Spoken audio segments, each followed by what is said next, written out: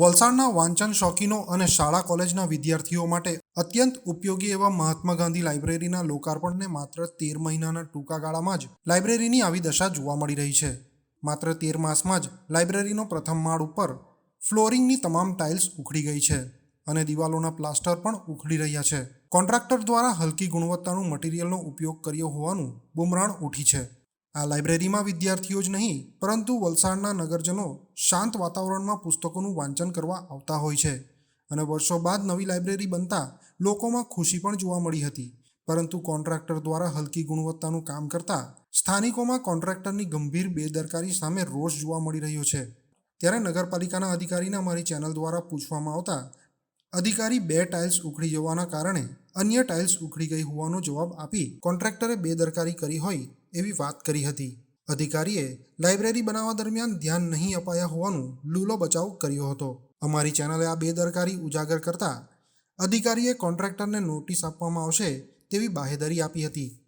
આ Mahatma Gandhi memorial library જે છે વલસાડની એક ઓળખ જે છે એ કોરોનાના પછી 2023ની મે મહિનામાં બની છે અને લોકોની લાગણી ખૂબ આની સાથે જોડાયેલી છે, પરંતુ આના ગ્રાઉન્ડ ફ્લોરમાં પણ અને ફર્સ્ટ ફ્લોર મેઇન તો ફર્સ્ટ ફ્લોરમાં આ જે કોન્ટ્રાક્ટર હતા એમને સ્થાનિક જે હોદ્દેદારો હતા નગરપાલિકાના એ લોકોએ એકબીજાની મેળાપીપણામાં એટલું ખરાબ બાંધકામ અને રેતી અને મટીરિયલ એવું ખરાબ વાપર્યું છે કે માત્ર 1 વર્ષને થોડા જ મહિનામાં આ તમે જોશો અહીંયા નીચે તો એ આખી ટાઇલ્સ બધી ઉભરી ગઈ છે અને ફ્લોરમાંથી જે કોન્ક્રીટવાળું જે પ્લાસ્ટર એ પણ ઉખડી ગયું છે અને મને નહીં લાગે કે આ રીતેનું અગર બાંધકામ જે થયું છે તો આ માંડ 5 વર્ષ પણ આ ખેંચી શકે। આ ઇમારત પહેલેની જે આના કરતાં અગાઉની ઇમારત હતી એ ઘણા લાંબા અંગ્રેજ સમયની ઇમારત હતી અને બહુ લાંબા સમય ચાલી હતી, પણ હાલની આ જે બનાવવામાં આવી છે ઇમારત એ તો મને લાગે છે કે 5 થી 7 વર્ષમાં જ જે તે ખખડીને કદાચ પડી પણ જાય। તમે જોશો અંદર બાથરૂમમાં જે કંઈ પ્લાસ્ટર અને ફ્લોર જે છે ઢાબા ઉપર જે પ્લાસ્ટર કર્યું છે એ બધું ઉખડ્યા કરે છે અને મને એવું લાગે છે કે જે કોન્ટ્રાક્ટરની સાથે જે છે ને સ્થાનિક જે હોદ્દેદારો હતા એ લોકોએ મેળાપીપણા કરીને અને દરિયાની રેતી યા એવી કોઈ એ મટીરિયલ વાપર્યું છે કે જેને કરીને એ 1 વર્ષના જ અંદર જે છે તે છોડી દે છે। બસ હમણાં હાલના જે હોદ્દેદારો છે અને મહેરબાન ચીફ ઓફિસર સાહેબને એવી માંગ છે કે આની યોગ્ય તપાસ કરાવડાવે અને જે કોઈ બી કોન્ટ્રાક્ટર હોય એને બ્લેકલિસ્ટ કરીને અને જે કોઈ લોકો આમાં સંડોવાયેલા હોય એ લોકોના વિરુદ્ધ કાયદેસરની કાર્યવાહી કરે। ફ્લોરિંગમાં એ રીતે છે કે ફ્લોરિંગની 2 ટાઇલ્સ ઉખડી જવાના કારણે બધી જ આખી ઉપર ઉખડી આવેલી છે। તો ધીમે ધીમે હવે શું કહે કે ઉખાડીને પાછી ફિટ કરાવી દઈશું। વહેલી તકે ફિટ થઈ જશે એટલે લોકોને સારી સુવિધા મળી ગઈ। બેન, પણ ખરી રીતે હજી તો 12 મહિના થયા છે અને 12 મહિનામાં ફ્લોરિંગ અને ટોટલી અંદર પ્લાસ્ટર ઉખડવા માંડ્યું છે। કોન્ટ્રાક્ટરની કેટલી પેલી કહેવાય 2 ટાઇલ્સ ઉખડી ગયેલી હતી, એરના કારણે ઉખડી ગઈ હતી, પણ વધારે ત્યાં લાઇબ્રેરીને ધ્યાન નહીં આપવાના કારણે શું કે બધી ટાઇલ્સ ઉખડી ગઈ છે। તો કોન્ટ્રાક્ટરને અમે નોટિસ પણ આપી દઈએ છીએ અને વહેલી તકે નગરપાલિકાને સુધારી પણ દઈ છે।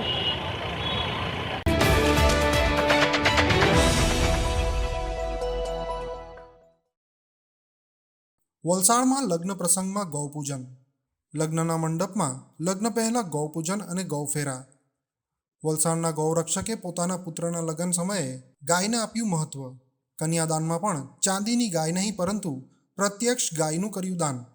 લગ્ન પ્રસંગ દરમિયાન સમગ્ર મંડપમાં ગૌ માતાની જયના નારા લાગ્યા। વલસાડમાં ગૌરક્ષકે લગ્ન પ્રસંગમાં અનોખી રીત અપનાવી।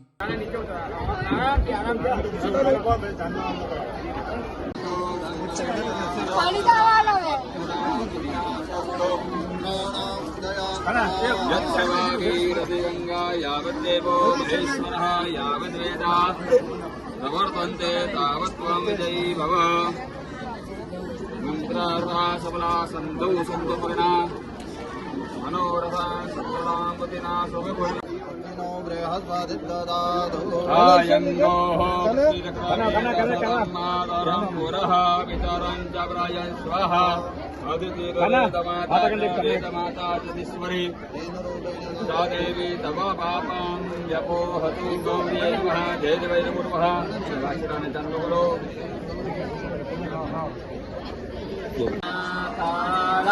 प्रभु जय कारा देवी मोरलिवाणा प्रीति मोरलिवाणा गोपीना प्यारा जय कारा कामण गारा तार्यु जमु वैकुंठभूतायो कालिया मरदन पीडा कालिया मरदन पीडा गायो ने चारी ओम जय काना काड़ा गुण तणो तुझ पार देती वेद पुकारे गुणी न गुण गावे ओम जय काना मोहन चित चोरी लीला ओम जय काना नंद यशोदा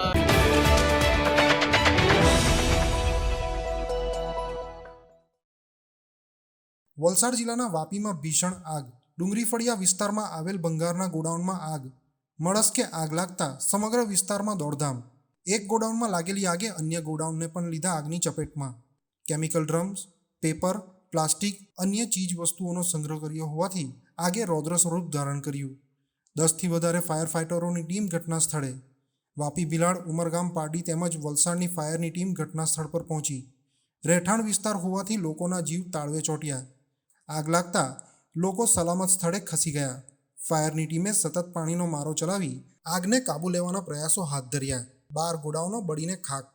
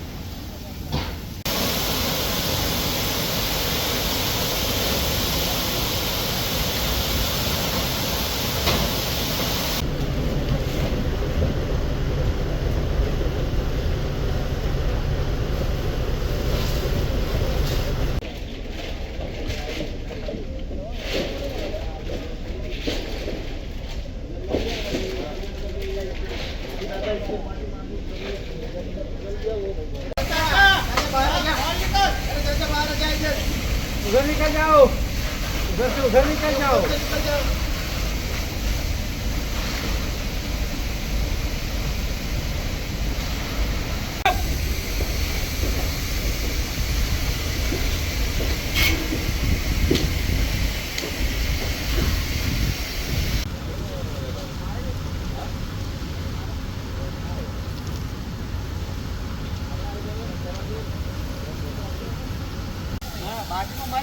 मेरा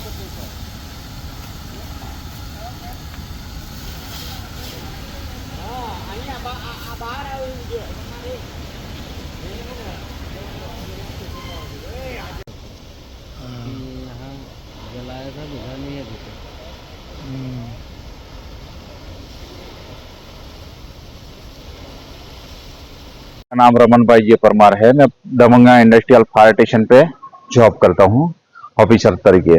और मेरे को 3:20 पे डुंगरी फड़िया से एक कलाम करके आदमी है, इनका फोन आया था और यहाँ आग लगी। मैं तुरंत 5 मिनट में गाड़ी भेज दिया था और इसके बाद राधा माधव भी हमारी दूसरी गाड़ी भी भेज दिया। जाके देखा तो आग काबू में आ सके ऐसे नहीं है, तो दूसरी गाड़ी जीआईडीसी में से भी बुला लिया था। और अभी तक हमने नहीं सोचा कि कोई जान हानि हुआ है ऐसा, लेकिन सारा 10 से 12 गोडाउन जल कर राख हो गया है। और कितनी दमकल की गाड़ी और कहाँ से और क्या वलसाड़ से गाड़ी है, सरीगाम से गाड़ी है, जीआईडीसी की गाड़ी है, राधा माधव की गाड़ी है, दमंगा इंडस्ट्रियल पार्क की गाड़ी है। सबसे पहले दमंगा इंडस्ट्रियल पार्क, फिर राधा माधव, फिर जीआईडीसी की गाड़ी आई थी। अभी क्या हालत है वहाँ? अभी सब कंट्रोल में है, सिचुएशन काबू में है हमारा।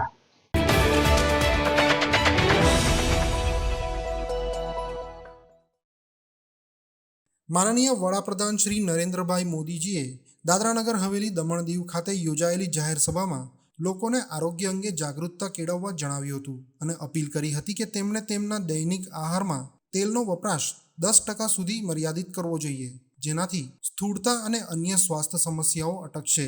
તો બીજી તરફ સભામાં હાજર જનતાએ પણ વડાપ્રધાન શ્રીની આ અપીલને સહર્ષ સ્વીકારી હતી અને સંકલ્પ કર્યો હતો। મને એક વચન આપશો તમે કરશો? બધા જરા હાથ ઉપર કરીને કો કરશો? 100% કરશો? આ શરીરનું વજન બધા કરે ને જાડા જાડા થતા જઈએ ને, એમાંથી બચવા માટે એક નાનકડો ઉપાય। हम सभी को अपने खाने के तेल में 10% की कटौती करनी चाहिए। हमें हर महीने 10% कम तेल में काम चलाने का प्रयास करना है। यानी हर महीने जितना खाने का तेल लेते हैं, अभी से 10% कम खरीदना तय कर लो। बोलो 10% तेल ओछું વાપરવાનો વચન આપો છો? બધા હાથ ઉપર કરીને બહેનો કે ખાસ તો ભલે ઘરમાં सबको खाओ पड़े, पर ओछू करशो? पक्को? मोटापा कम करने की दिशा में ये एक बहुत बड़ा कदम होगा। इसके अलावा हमें एक्सरसाइज को अपने जीवन का हिस्सा बनाना होगा। अगर आप हर रोज कुछ किलोमीटर पैदल भी चलते हैं, संडे ऑन साइकिल ये भी करते हैं, तो बहुत बड़ा फायदा होगा।